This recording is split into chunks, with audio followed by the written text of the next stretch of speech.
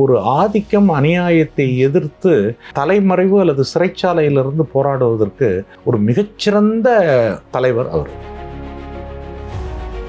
நெல்லை சதி வழக்குன்னு ஒன்று போடப்படுது. அந்த நெல்லை சதி வழக்கினுடைய குற்றவாளிகள் பார்த்தீங்கன்னாக்க ஒரு 130 பேரை ஃபஸ்ட்டு சேர்த்து அப்புறம் கடைசியில் 100 பேர். அப்போ எல்லாருமே அண்டர் கிரவுண்டில் இருக்காங்க. அண்டர் கிரவுண்டில் இருக்கிற போது என்னதுன்னா, ஊரில் என்ன நடந்தாலும் சரி, என்ன கொலை நடந்தாலும் சரி, எங்கேயாவது ஒரு ரயில் நிலையத்தில் தண்டவாளத்தில் லேசாக அது வெயிலாலேயோ வேறு காரணங்களாலேயோ இடைவெளி விட்டுருந்தாலும் சரி, இது எல்லாம் கம்யூனிஸ்டுகள் சதின்னு அவங்க மேலே குற்றம் சுமத்த ஆரம்பித்தாங்க. அந்த நெல்லை சதி வழக்கில் மிக முக்கியமான குற்றவாளிகளில் நல்லக்கண்ணு ஒருத்தர். நல்லக்கண்ணு மேலே போடப்பட்ட குற்றச்சாட்டு என்ன அப்படின்னு கேட்டிங்கனாக்க, காவல்துறை இவரை தான் குறிவிக்கிறாங்க. இவர்கிட்ட தான் ரகசியம் இருக்குன்னு. இவர் பிடிபட்டுறாரு. பிடிபட்ட உடனே என்ன பண்ணுறாங்கன்னா, தலைகீழ கட்டி வச்சு மீசை ஒவ்வொன்றா பிடுங்குறாங்க.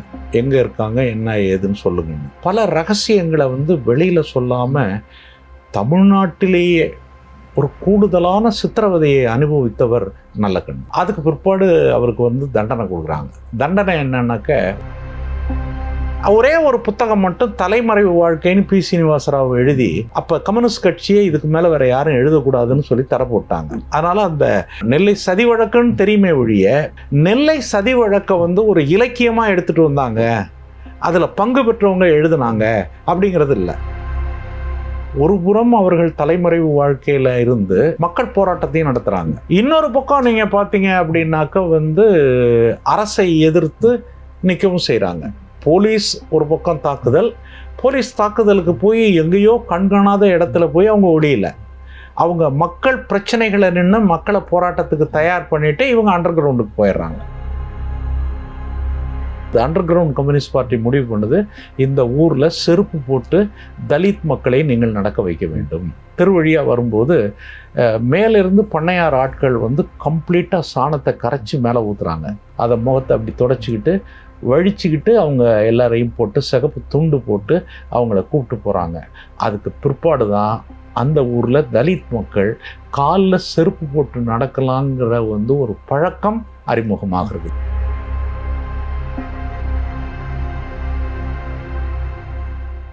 தமிழ பார்வையாளர்களுக்கு வணக்கம். இந்திய கம்யூனிஸ்ட் கட்சியின் மூத்த தலைவர்கள் ஒருவரும் எழுத்தாளருமான சி. மகேந்திரன் நம்முடன் இருக்கிறார். வணக்கம். வணக்கம்.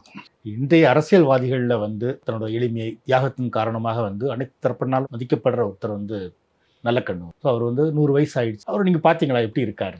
நான் பார்த்தேன். இப்போ நல்ல நிலையில் உடல் நல்ல முன்னேற்றம் ஏற்பட்டிருக்கிறது. அவரோட சுவாச குழலில் கொஞ்சம் பிரச்சனைகள் இருந்து உணவு போகிறதில்ல, அதெல்லாம் இப்போ நிவர்த்தி பண்ணிட்டாங்க. எனக்கு ரொம்ப மகிழ்ச்சி என்னன்னா, அரசு மருத்துவமனையில் அவர் தன்னுடைய உடல்நலத்தை பாதுகாத்துக்கிறதுங்கிறது ரொம்ப நல்ல விஷயமாக நினைக்கிறேன். ஏன்னால் காலமெல்லாம் அவர் வலியுறுத்துவது மருத்துவத்தை அரசு தான் செய்ய வேண்டும் அப்படிங்கிறது அவருடைய எண்ணம். அதுக்கான தொடர் முயற்சிகளை அவர் செஞ்சிட்டு இருந்தார். அரசு மருத்துவமனையில் தமிழக அரசே முழு பொறுப்பேற்று அவருடைய உடல்நலத்தை பராமரித்து அவருக்கு இப்போ மருத்துவ சிகிச்சை அளித்து ஒரு நல்ல பலனை அளித்திருப்பது என்பது தமிழக மக்களுக்கு ஒரு நல்ல செய்தி என்பதாக நான் உணர்கிறேன். ஸோ நல்லக்கண்ணுவோட ஒரு நீண்ட பயணம் உங்களுக்கு இருக்கு. ஸோ நம்ம நல்லக்கண்ணுவை பற்றி படிக்கும்போது சுதந்திரத்துக்கு பின்னாடி இந்த நெல்லை சதி வழக்குன்னு ஒன்று சொல்கிறாங்க. அதில் தான் அவர் காவல்துறை தேடிச்சு அது என்னன்னு சொல்ல முடியும்? நெல்லை சதி வழக்குங்கிறது என்னது? நெல்லை சதி வழக்கு அப்படிங்கிறது என்ன அப்படின்னாக்க, 1948 கல்கத்தாவில் கம்யூனிஸ்ட் கட்சிகள் ஒரு தீர்மானம் எடுக்கிறாங்க. என்ன தீர்மானம்னாக்க, நேரு அரசாங்கத்தை ஆட்சியிலிருந்து அகற்றுவது. அது ஒரு ஆயுத போராட்டமாக இருந்தாலும் அதை பயன்படுத்தி மக்கள் புரட்சிக்கு தயாராகிட்டாங்க. அவங்க மூலமும் அதை அகற்றுறது அப்படின்னு சொல்லி ஒரு தீர்மானம் போட்ட உடனேயே அந்த மாநாட்டு வாசல்லையே பலர் கைது செய்யப்படுறாங்க. ஜீவா எல்லாம் என்ன பண்ணுறாருன்னு கேட்டிங்கனாக்கா, சிலோன் பிரதிநிதிகளில் ஒருவர் மாதிரி போய் இலங்கைக்கு போயிடுறாரு அவர் ஜீவா. அப்புறம் அதுக்கு பிற்பாடு தான் கடல் வழியாக அவர் இங்கே சேர்றாரு ஜீவா.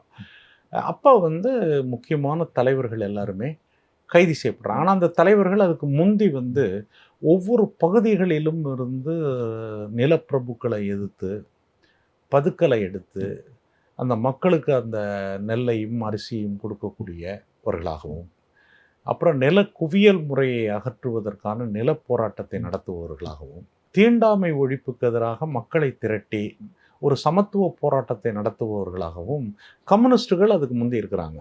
மக்கள்கிட்ட செல்வாக்கு பெற்றிருக்கிறாங்க. அப்போ இந்த கம்யூனிஸ்ட் கட்சியின் மீது தடை வருது.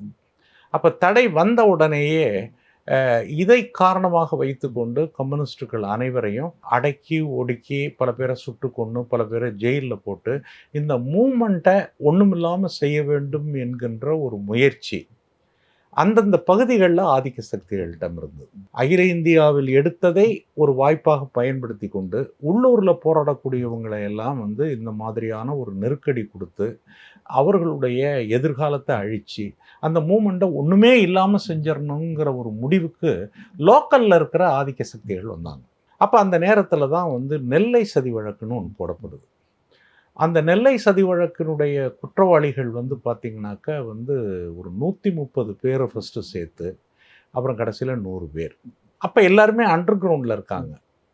அண்டர் கிரவுண்டில் இருக்கிற போது எதுனா ஊரில் என்ன நடந்தாலும் சரி, என்ன கொலை நடந்தாலும் சரி, எங்கேயாவது ஒரு ரயில் நிலையத்தில் தண்டவாளத்தில் லேசாக அது வெயிலாலேயோ வேறு காரணங்களாலேயோ இடைவெளி விட்டுருந்தாலும் சரி, இது எல்லாம் கம்யூனிஸ்டுகள் சதின்னு அவங்க மேலே குற்றம் சுமத்த ஆரம்பித்தாங்க. அந்த மாவட்டத்தில் நடக்கிற கொலை, அந்த மாவட்டத்தில் இருக்கிற எலக்ட்ரிசிட்டி ஃபெயிலியர்னாக்க போலீஸ்காரர்களால் கண்டுபிடிக்க முடியாத குற்றங்கள், இது எல்லாத்தையும் அவங்க மேலே சுமத்துறாங்க. அதில் முக்கியமான தலைவர்களெல்லாம் கிட்டத்தட்ட ஒரு கொலை குற்றவாளிகள் என்பதை போல ஒரு மாற்றத்தை கொண்டு வர்றாங்க. அதான் நெல்லை சதி வழக்கு. அந்த நெல்லை சதி வழக்கில் மிக முக்கியமான குற்றவாளிகளில் நல்லக்கண்ணு ஒருத்தர். நல்லக்கண்ணு மேலே போடப்பட்ட குற்றச்சாட்டு என்ன அப்படின்னு கேட்டிங்கனாக்க, அவர் 2 ஆண்டுகள் தொடர்ந்து போலீஸ் தேடுது, பிடிக்க முடியல. அப்புறம் பிடிச்சதுக்கு பிற்பாடு விசாரணை கைதியாக மட்டும் கிட்டத்தட்ட ஒரு வருஷம் வச்சிருந்து ஏகப்பட்ட சித்திரவதை பண்ணி தொல்லை கொடுக்குறாங்க. அதுக்கு பிற்பாடு அவருக்கு தண்டனை கொடுக்குறாங்க. தண்டனை என்னன்னாக்க ஒரே நாளில், அப்போ 23 வயசு அவருக்கு. என்ன தண்டனை அப்படின்னாக்க 12 ஆண்டுகள் ஆயுள் தண்டனை. அப்புறம் வெடிகுண்டுகளை தயாரித்தார் விநியோகித்தாருங்கிறதுக்காக வேண்டி 6 வருஷம், ஆக மொத்தம் 18 வருஷம். இந்த 18 வருஷம் இல்லாமல் ஏற்கனவே ஒரு 1.5 வருஷம் விசாரணை கைதியாக இருந்திருக்காரு. அப்புறம் 1.5 வருஷம் தலைமறைவாக இருந்திருக்காரு. மொத்தம் கணக்கு போட்டு பார்த்தீங்கன்னாக்க 21 வருஷம் ஆகுது. நெல்சன் மண்டேலாவே 27 வருஷம் தான் ஜெயிலில் இருந்தார். அப்போ இந்தியாவில் அந்த இளைஞருடைய மனநிலை என்ன இருக்கும்? பிறகு அரசியல் சட்டங்கள் எல்லாம் மாற்றப்பட்டு இந்த துயரங்களுக்கு பிறகு ஒரு 7.5 வருஷத்தில் அவர் விடுதலை ஆகிறார். 7 வருஷத்தில் விடுதலை ஆகிறார். அது வேற விஷயம். ஆனால் அந்த ஒரு நெருக்கடியில் அவர் இருந்தார். இன்றைக்கும் கூட கம்யூனிஸ்டுகளை பற்றி தமிழகம் சரியாக புரிஞ்சுக்கல. கம்யூனிஸ்டுகள் சொல்லவும் இல்லை. அதுக்கு ஒரு காரணம் என்னன்னாக்க, கம்யூனிஸ்டுகள்கிட்ட இந்த தலைமறைவு காலத்தில் நடந்த விஷயங்கள் எல்லாத்தையும் வெளியில் சொல்லக்கூடாது. அப்படி வெளியில் சொன்னாக்க மீண்டும் அந்த மாதிரியான நடவடிக்கைகள் வர்ற போது காவல்துறை அதை புரிஞ்சுக்கிட்டு முன் நடவடிக்கை எடுப்பாங்க அப்படிங்கிறதுனால ஒரு ரகசியத்தை போல பாதுகாக்கணுங்கிற ஒரு ஃபீலிங் கம்யூனிஸ்டுகள்கிட்ட இருந்தது. ஆனால் அவங்க எழுதுறதில்ல. ஒரே ஒரு புத்தகம் மட்டும் தலைமறைவு வாழ்க்கைன்னு பி. சீனிவாசராவ் எழுதி, அப்போ கம்யூனிஸ்ட் கட்சியை இதுக்கு மேலே வேறு யாரும் எழுதக்கூடாதுன்னு சொல்லி தர போட்டாங்க. அதனால் அந்த நெல்லை சதி வழக்குன்னு தெரியுமே ஒழிய, நெல்லை சதி வழக்கை ஒரு இலக்கியமாக எடுத்துகிட்டு வந்தாங்க, அதில் பங்கு பெற்றவங்க எழுதுனாங்க அப்படிங்கிறது இல்லை. ஜேக்கப்னு ஒருத்தர் எழுதியிருக்காரு. அவர் இதுலேருந்து வெளியில் போய் ஒரு கிறிஸ்துவ போதகராக போய் அவர் எழுதுனது. ஆனால் இதில் கீயாக இருந்தவங்க அதனுடைய உள் விஷயங்கள் எதையுமே எழுதலை. இப்போ நான் என்ன பண்ணேன்னு கேட்டிங்கனாக்க, நக்கீரனில் ஒரு தொடர் எழுதுகிறேன். அந்த தொடர் கைதி எண் 9689. அதுதான், அது அவருடைய ஜெயில் நம்பர். இந்த ஜெயில் நம்பரில் போட்டு எழுதுகிறேன். அதில் நான் கிட்டத்தட்ட இந்த உள் விஷயங்கள் எல்லாம் ஓப்பன் பண்ணி எழுதணும் அப்படின்னு சொல்லிட்டு எழுதிட்டு, ஏன் இதை எழுதுகிறேன் அப்படிங்கிறதுக்கு காரணம் என்னன்னாக்க, அது உள்ளுக்கு என்ன நடந்தது அப்படிங்கிறத பார்க்குறதுக்கு தான். ஒரு புறம் அவர்கள் தலைமறைவு வாழ்க்கையில் இருந்து மக்கள் போராட்டத்தையும் நடத்துகிறாங்க. இன்னொரு பக்கம் நீங்கள் பார்த்தீங்க அப்படின்னாக்க அரசை எதிர்த்து நிற்கவும் செய்கிறாங்க. போலீஸ் ஒரு பக்கம் தாக்குதல், போலீஸ் தாக்குதலுக்கு போய் எங்கேயோ கண்காணாத இடத்துல போய் அவங்க ஒளியல. அவங்க மக்கள் பிரச்சனைகளை நின்று மக்களை போராட்டத்துக்கு தயார் பண்ணிவிட்டு இவங்க அண்டர் கிரவுண்டுக்கு போயிடுறாங்க. இப்போ இதில் உதாரணத்துக்கு ஒன்று என்ன அப்படின்னாக்க, இவங்க கொலை வழக்கில் திருநெல்வேலி கோர்ட்டில் ஒரு குற்றப்பத்திரிகை தாக்கல் செய்யப்படுது. அந்த குற்றப்பத்திரிகை என்ன அப்படின்னாக்க, கணக்கு எழுதியிருக்காங்க. ரூபா கணக்கு. அப்போ இந்த ரூபா கணக்கு அது இதெல்லாம் பார்த்தா எல்லாம் கரெக்டாக டேலி ஆகுது. ஆனால் அது என்ன கணக்குங்கிறது போலீஸுக்கு தெரியல.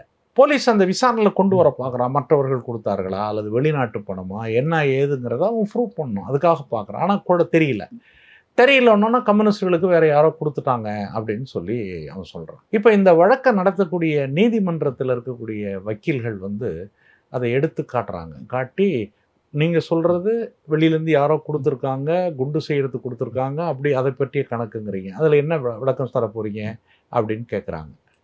அவங்களால சொல்ல முடியல. நான் உங்களுக்கு சொல்கிறேன். அவங்க போய் தங்கி இருந்த ஊர் மிகவும் வறட்சியான ஊர். அந்த ஊரில் குடிக்க தண்ணி கிடையாது. குடிக்கிற தண்ணீருக்கு 5 கிலோமீட்டர் போகணும். அவர்கள் அங்கிருந்த காலத்தில் பலரிடம் சிறுக சிறுக காசு சேர்த்து அவர்களுடைய உழைப்பை பயன்படுத்தி ஒரு ஆழமான ஒரு கிணறை வெட்டி அதில் ஜாதி பிரச்சனை வர்ற போது சரி ஜாதி பிரச்சனையை தீர்க்கறதுக்கு நீங்கள் ஒரு பக்கம் ஒரு உருளையை போட்டுக்குங்க, நீங்கள் ஒரு பக்கம் ஒரு உருளையை போட்டுக்குங்கன்னு சொல்லி தண்ணீர் இறைத்து அரசாங்கத்தாலும் ஆட்சியாளர்களாலும் கொடுக்க முடியாத குடிதண்ணீரை வழங்கியவர்கள் இவர்கள் அப்படின்னு சொல்கிறாங்க. அப்போ இவங்களுடைய செயல்பாடு என்பது போலீஸுக்கு காவல்துறைக்கு பயந்து வாழ்ந்தாங்கிறத விட அந்த காவல்துறைக்கு எதிர்த்த தலைமறைவு வாழ்க்கையில் அவர்கள் வந்து எப்படி மக்களுக்கு சேவை செஞ்சுருக்காங்கங்கிறது புரியுது. இதே போல் நிலமற்ற ஏழைகள், நிலமற்ற விவசாயிகள், அவர்களுடைய போராட்டம், அவங்க மத்தியிலே வாழ்ந்து அவங்களுக்கு ஒரு நம்பிக்கையை கொடுத்து கொண்டு போகிறாங்க. இந்த சிவகிரின்னு ஒரு ஊர் இருக்குது. அந்த சிவகிரியில் பெரிய ஜமீன். அந்த ஜமீன் எல்லைக்குள்ளே தலித் மக்கள் யாருமே காலில் செருப்பு போட்டு போகக்கூடாது, துண்டு போட்டு போகக்கூடாது, கிட்டே போகக்கூடாது. அப்போ கம்யூனிஸ்ட் கட்சி அங்கே வருது. தலைமறைவாக தோழர்கள் இருக்காங்க. சில பேர் வந்து ஜெயிலேருந்து விடுதலையாகி வந்திருக்கிறாங்க. பல ஜாதி இருக்குது. ஒவ்வொரு ஜாதியிலையும் கம்யூனிஸ்ட் கட்சி இருக்குது. ஆனால் அவங்க எல்லாம் சேர்ந்து கட்சி முடிவு பண்ணுது, அண்டர் கிரவுண்ட் கம்யூனிஸ்ட் பார்ட்டி முடிவு பண்ணுது, இந்த ஊரில் செருப்பு போட்டு தலித் மக்களை நீங்கள் நடக்க வைக்க வேண்டும். தோளில் துண்டு போட்டு நடத்தி கூப்பிட்டு போகணும். கம்கட்டில் வச்சுட்டு போகிற வேலையெல்லாம் கிடையாது. இடுப்பில் கட்டிக்கிட்டு போகிற வேலையெல்லாம் கிடையாது. அதனால நீங்கள் வரணுங்கிறாங்க. வர்றபோது தலைமறைவு கம்யூனிஸ்டுகள் என்ன பண்ணுறாங்கனாக்க, அங்கே செல்லையான்னு ஒரு புகழ்பெற்ற ஒரு தலைவர், கம்யூனிஸ்ட் தலைவர். அவர் இத்தனைக்கும் பார்த்தீங்கன்னாக்க அவரும் அந்த ஜமீனும் ஒரே சமூகத்தை சார்ந்த உறவினர்கள். இவர் அண்டர் கிரவுண்டாக மாறுறாரு. இவர் என்ன பண்ணுறாருன்னா ஃபஸ்ட்டு வந்து தலித் வில்லேஜ் இருக்குது.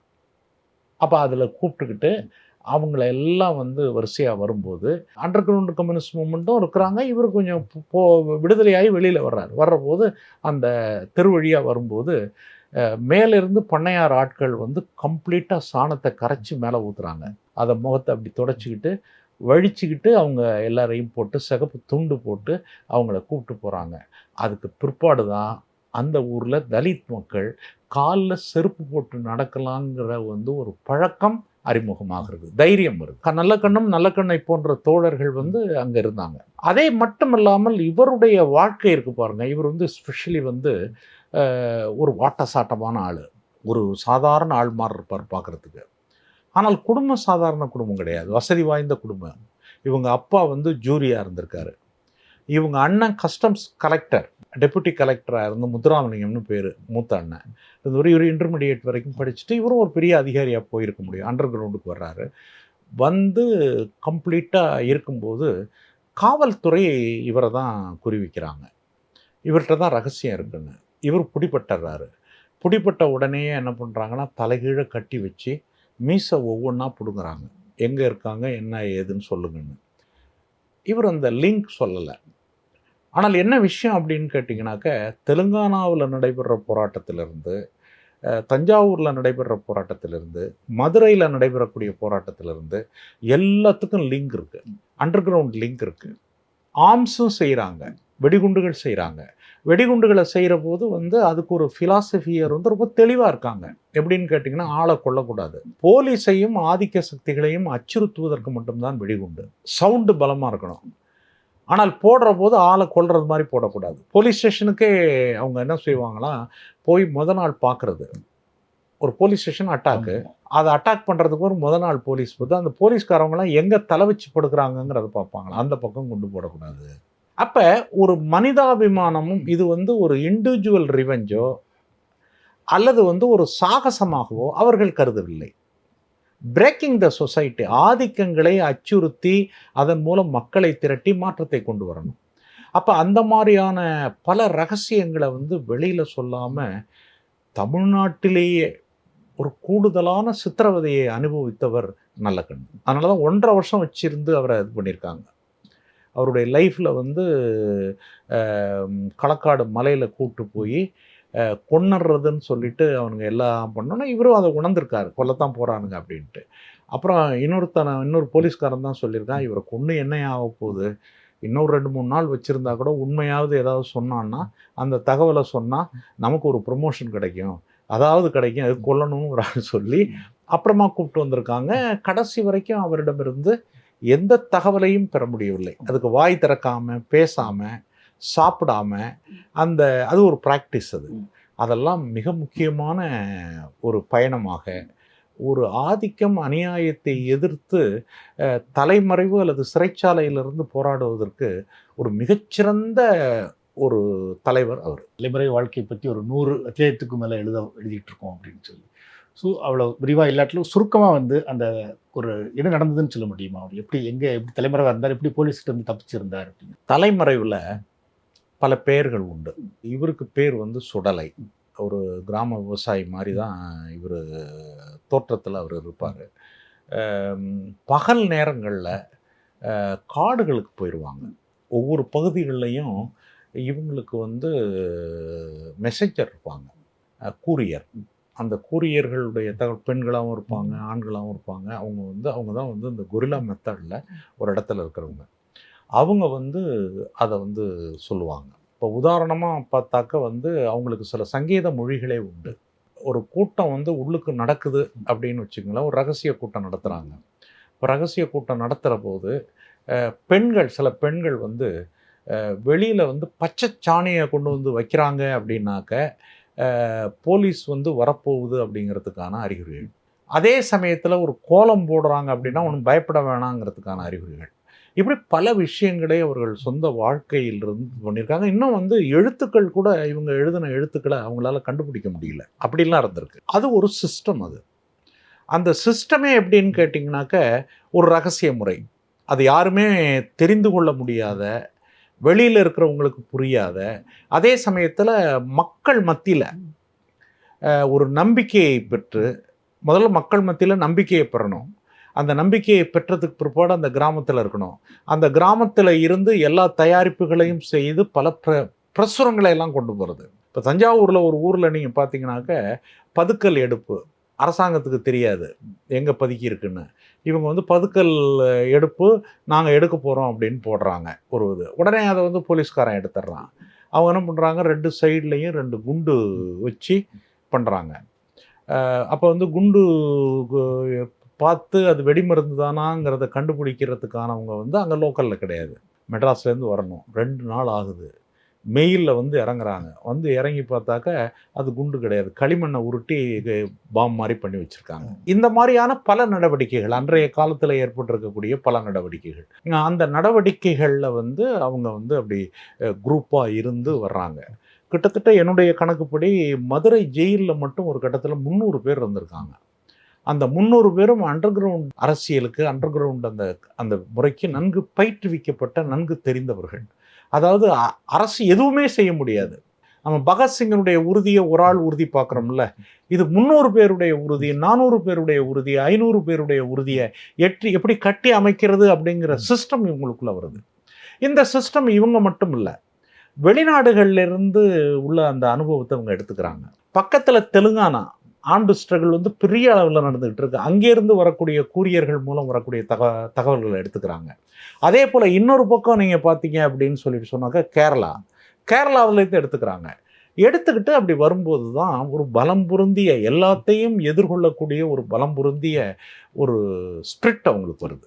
மதுரை ஜெயிலில் வந்து ஃபஸ்ட் எடுத்தாப்புல கம்யூனிஸ்டுகள் வர்ற போது கன்விக்ட் வார்டர்னு இருப்பாங்க.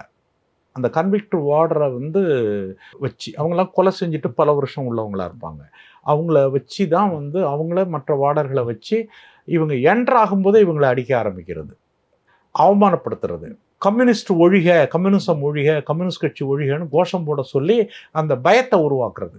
அதுக்கு இன்னொரு காரணமும் உண்டு. என்னன்னா, ஒரு கம்யூனிஸ்ட் வந்து ஜெயிலுக்கு போனால் அந்த ஜெயிலுடைய தன்மையே மாற்றிடுவான். உரிமைகளை சொல்லி கொடுக்கறது, அதிகாரிகளை எதிர்த்து கேட்கறது. அப்படிங்கும்போது இந்த நியாய உணர்ச்சிக்கு மற்ற கிரிமினலாக இருக்கிற கைதிகள் கூட கிரிமினலை விட்டுட்டு அவன் வந்துடுறான்.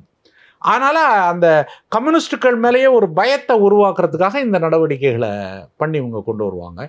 கொண்டு வர்றபோது அதை எப்படி அவங்க எதுக்குறது?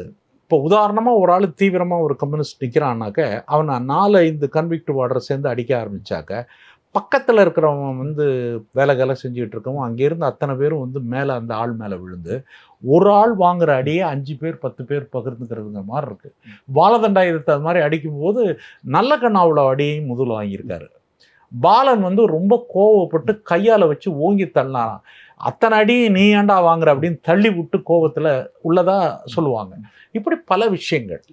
அதோடைய சிஸ்டமே ரொம்ப டிஃப்ரெண்ட்டான சிஸ்டம். அதனுடைய போராட்ட முறைகள் ஜெயிலையே அவங்க என்ன பண்ணுறாங்க அப்படின்னாக்கா கடைசியில் வந்து நாங்கள்லாம் ஒரு இடத்துல தான் இருப்போம் கம்யூனிஸ்ட்டுகள்னு அதுக்கு ஒரு பெரிய போராட்டம் உண்ணாவிரதம் 20 நாள் இருந்து ஒரு தனி இடம். அது தூக்கு தண்டனை கைதிகளுக்கு பக்கத்தில் கொண்டு போய் கொடுக்குறாங்க. அதை அங்கே அவங்களுடைய ரேஷனை வாங்கி மிக அழகாக சமைச்சு மற்ற சக தோழர்களுக்கு சகமாக கொடுத்து மற்ற கைதிகளுக்கு வரக்கூடிய நியாயங்களை கேட்குறது. இப்படி பல முறைகள் அந்த கம்யூனிஸ்ட் வாழ்க்கை முறையில் ஜெயிலில் இருந்திருக்கு. அதை ரொம்ப சரியாக பயின்றவர்கள் மிகப்பெரிய ஞானிகளைப் போல தான் இருப்பார்கள். அப்படி மிகச்சரியாக பயின்று கடைசி வரைக்கும் கடைபிடித்த தலைவர் தான் நல்லகன். அதனால தான் எந்த பொருளுக்கும் ஆசைப்படாமல் தன்னுடைய தேவையை தானே பூர்த்தி செய்து அதே சமயத்தில் அநியாயம் வருது அப்படின்னாக்க டகார்னம் எழுந்து நிற்கக்கூடிய அந்த பேசிக் கேரக்டர், இந்த கேரக்டர் ஆஃப் த ரெவல்யூஷனரி, ஒரு புரட்சிக்காரனுடைய அந்த அடிப்படை குணாம்சம், அது எல்லாம் அவர்கிட்ட அப்படி இருக்கிறது மாதிரி தான் நான் அவரை பார்க்குறேன். நல்ல ஒரு வசதியான குடும்பத்து பின்னணியிலிருந்து வந்தால் கூட பின்னாடி போராட்டம், தலைமறைவு அப்படின்னு ஒரு சிரமமான ஒரு வாழ்க்கையை தான் அவர் பண்ணியிருக்காரு. எப்படி குடும்பத்தை கவனிச்சுக்கிட்டார்? குடும்பம் வந்து அது குடும்பத்தையும் வந்து ஒரு எளிமையான குடும்பம். அவங்களுடைய துணைவியார் ஆசிரியராக இருந்தாங்க அம்மா. அவங்களும் கம்யூனிஸ்ட் குடும்பத்திலேருந்து வந்தவங்க. அவங்க ஆசிரியராக இருந்து அந்த குழந்தைகளுடைய உருவாக்கம் இது எல்லாத்துக்கும் அவங்க தான் அடிப்படை. அவங்க காதல் திருமணமா சார்? கட்சி குடும்பங்களாக சேர்ந்து நடத்தி வைக்கப்பட்ட திருமணம். வானகமலை தலைமையில் தான் அந்த கல்யாணம் நடந்திருக்கு. அவங்க டீச்சராக இருந்து ஒரு 3 முறை தேர்தலில் நின்றுருக்கார். இந்த 67, 77, அப்புறம் 99 நின்றுருக்கார். நீண்ட கால அரசியல் பயணத்தில் வந்து அதிகமாக தேர்தல்களில் அவர் ஏன் பங்கெடுத்துக்கல அப்படின்னு நினைக்கிறீங்க? தேர்தலில் பங்கெடுக்கிறதே அவர் விரும்புறதில்ல. ஒரு உண்மையான கம்யூனிஸ்டுகளாக இருக்கக்கூடிய கம்யூனிஸ்ட் கன்விக்ஷன் இருக்கவங்க இருக்கா பாருங்க, பாராளுமன்றத்து மேலே பெரிய நம்பிக்கை இருக்காது. பாராளுமன்றம் ஒரு பார்ட், அவ்வளவுதான். மாற்றங்களை வந்து மக்கள் போராட்டங்களின் மூலம்தான் மாற்றங்களை கொண்டு வரணுங்கிறது. அது இல்லாமல் வந்து பாராளுமன்றத்தை மட்டுமே முழுசாக நம்புறது, சட்டமன்றங்கள் மட்டுமே முழுசாக நம்புறது அப்படிங்கிறது வந்து ஒரு டீவியேஷன். அது வந்து அது உள்ளுக்கு போய் பழக்கப்பட்டவங்க அதுலேருந்து வெளியில் வர்றதுக்கு ரொம்ப வர முடியாது அவங்களால. அப்போ அவங்க வந்து ஒரு கட்டத்துக்கு மேலே unfit to the social activities, people ஆக்டிவிட்டீஸுங்கிறது மாதிரி கூட மாறிடுவாங்க. ஒரு மேலெழுந்த வாரியாக இருக்க முடியுமே ஒழிய, ஒரு பிரமுகர் மாதிரி இருக்க முடியுமே ஒழிய, இந்த ரியல் கேடர்களாக வர்றதுக்கான வாய்ப்புகள் வந்து அதில் குறைவாக தான் இருக்குது. அது வந்து மிக நன்றாக உணர்ந்தவர் நல்லகன். இப்போ அவர் வந்து 67 வேற, அப்போ வந்து ஒரு பெரிய ஒரு இது 77, அதே போல் 97லாம் கட்டாயப்படுத்தி தான் நிற்க வைக்கப்பட்டார். அவர் அதில் போகிறதுக்கு அவருக்கு இஷ்டம் கிடையாது. சில பேர் அதையே நோக்கமாக சட்டமன்றம் பார்லிமெண்ட்டுக்கு போகிறது மட்டுமே நோக்கமாக வச்சுருப்பாங்க. அந்த மாதிரி நோக்கங்கள் எதுவும் அவருக்கு இல்லை. அதனால தான் அவர் பாராளுமன்றம், சட்டமன்றம், அதே போல் பல தலைவர்கள் எனக்கு தெரியும். மாணிக்கம் அவரும் அந்த பாராளுமன்றத்தை பற்றி கொஞ்சம் கூட யோசிக்க மாட்டார். இன்னும் பல தலைவர்கள் எனக்கு தெரியும். அவங்கெல்லாம் வந்து இருப்பாங்க.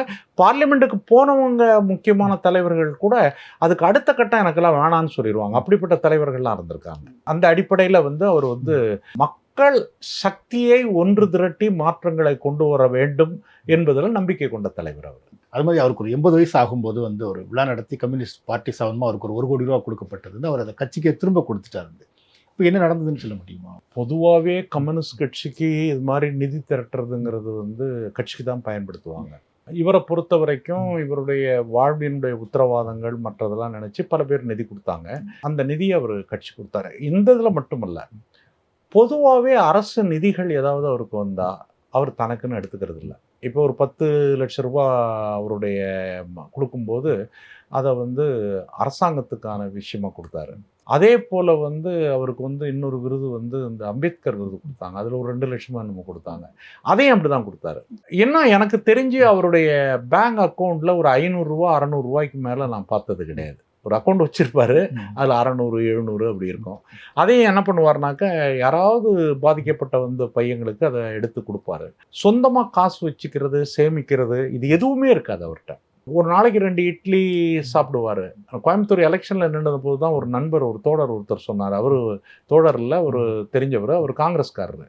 அவர் சொன்னார், என்னங்க பிரச்சாரத்தில் ஏறி ஜீப்பில் நின்னார்னா ஏதாவது ஒரு வாழைப்பழம் டீ கொடுத்தா வாங்கி சாப்பிட்றாரு. எனக்கு சோறு வேணும், அது வேணும், இது வேணும்னு ஒரு தடவை கூட நான் கேட்டவர் பார்த்ததில்லை அப்படின்னு. அப்படி ஒரு கேரக்டர் அவர். அதனால் தனக்குன்னு எதுவும் இல்லை. தனக்குன்னு தன்னுடைய தேவைகள் ரொம்ப குறியது. அதுக்கு மேலே எதுவும் நமக்கு தேவையில்லை என்கின்ற ஒரு மகத்தான மன உணர்வு அவருக்கு உண்டு. அதை இணைச்சி தான் இந்த 1 கோடி வரைக்கும் எல்லாத்தையும் பார்க்கணும். பணம், காசு அல்லது அப்படிங்கிறது ஒன்றுமே இல்லை. பணத்துக்காக, காசுக்காக எந்த தப்பையும் செய்யறதுக்கு அரசியல் உலகம் இன்னைக்கு தயாராக இருக்குது. கேவலப்பட்டு போயிருக்குது. பார்த்தாலே ஒரு அருவருப்பாக இருக்குது. கேவலம் இதுக்காவடா வாழ்கிறீங்க அப்படிங்கிற மாதிரியான அருவருப்பு இருக்குது. அந்த பின்னணியில் இவரை பார்க்கும்போது இவர் ஒரு இமயமலை மாதிரி தான் என்னை போன்றவர்களுக்கு தெரிகிறார். ஏன்னால் உள்ளும் புறமும் இருந்து பார்த்ததனால் எனக்கு அந்த உணர்வு ஏற்படுது. நீங்கள் இந்த கோயம்புத்தூர் சொன்னீங்க, அந்த கோயம்புத்தூரில் அப்போ வந்து நல்லக்கண்ணு எதிர்த்தினவர் தான் சிபி ராதாகிருஷ்ணன். இப்போ ஒரு குடியரசு துணைத் தலைவராக இருக்கார். அவர் வந்து நல்லக்கண்ணுவை பற்றி எழுதின ஒரு மலரில் எழுதியிருக்காரு, நான் வலியோடு தேர்தலிலே பங்கேற்ற தேர்தல் அது அப்படின்னு எழுதியிருக்காரு. எனக்கு அவரை எதிர்த்து நிற்கிறதுக்கு எந்த விதத்துலையும் இஷ்டம் கிடையாது. அவர் பாரதிய ஜனதா கட்சியை சார்ந்தவராக இருக்கலாம், கொள்கை ரீதியாக 2 பேருக்கும் முரண்பாடு இருக்கலாம். இன்றைக்கி அவர் குடியரசுத் தலைவர், அவரை பற்றி 1000 விமர்சனம் இருக்கலாம். ஆனாலும் அவர் கைப்பட எழுதுனது என்ன அப்படின்னு கேட்டிங்கனாக்க, அவரை எதிர்த்து நின்றது வலியோடு தான் நின்றேன், அந்த வெற்றி நான் வலியோடு பெற்ற வெற்றி, இவ்வளோ ஒரு பெரிய மனிதரை எதிர்த்து நிற்கிறோமே அப்படின்னு என்னுடைய மனசாட்சி ஒரு குற்ற உணர்வை எனக்குள் தோற்றுவித்தது அப்படின்னு இன்றைய குடியரசுத் தலைவருக்கு போட்டியிடக்கூடிய ராதாகிருஷ்ணன் பதிவு பண்ணியிருக்காரு. அதுதான் நல்லக்கண்ணு ஐயாவுடைய பெருமை. அது மாதிரி பார்த்தீங்கன்னா, கம்யூனிஸ்டுகளுக்கு நேர் எதிரி அப்படிங்கிறது வந்து இன்னைக்கு பிஜேபி தான். வந்து நல்லக்கண்ணு உடல்நிலை செல்லணும்னா அண்ணாமலை கூட ஒரு அறிக்கை விட்டிருந்தார். இல கணேசன் வந்து அவருடைய விழா எல்லாத்துக்கும் வந்துருவார், பார்த்து இது பண்ணுவார், ரொம்ப மதிப்பாக தான் இது பண்ணுவார். அதே போல் ஒரு நேர்மையான தலைவர் வந்து அப்படின்னு சொல்லிட்டு அவருடைய துக்ளக்ல இப்போ எழுதினார். அதே போல் இதை தாண்டி அந்த சித்தாந்தங்கள், இந்த கோடுகளை தாண்டி சமுதாயத்தால் மதிக்கப்படக்கூடிய ஒரு பெரிய மனிதர் அப்படின்னாக்க அது அவர் தான். நல்லக்கண்ணுக்கு பிடிச்ச தலைவர் யார் அப்படிங்கிறது? ரொம்ப எல்லாரிடம் இருக்கக்கூடிய நல்ல விஷயங்களையும் ஏற்றுக்கொள்ளக்கூடியவர். நான் அறிந்த வரையில் நெகட்டிவிட்டிங்கிறது அவருக்கு சுத்தமாக கிடையாது. அவர்கிட்ட கற்றுக்க வேண்டிய பாடம், எதிர்மறையாக எதையுமே பார்க்க மாட்டார், பாசிட்டிவாக தான் பார்ப்பார். பாசிட்டிவாக பார்த்தாலும் அதில் இருக்கிற ஆதிக்கங்களை எதிர்க்கிறதுக்கு விட்டு கொடுக்க மாட்டார் அவர். இப்போ அவருக்கு வந்து தமிழ்நாட்டில் ரொம்ப பிடிச்ச தலைவர் அப்படிங்கிறது யாருன்னு கேட்டிங்கன்னாக்க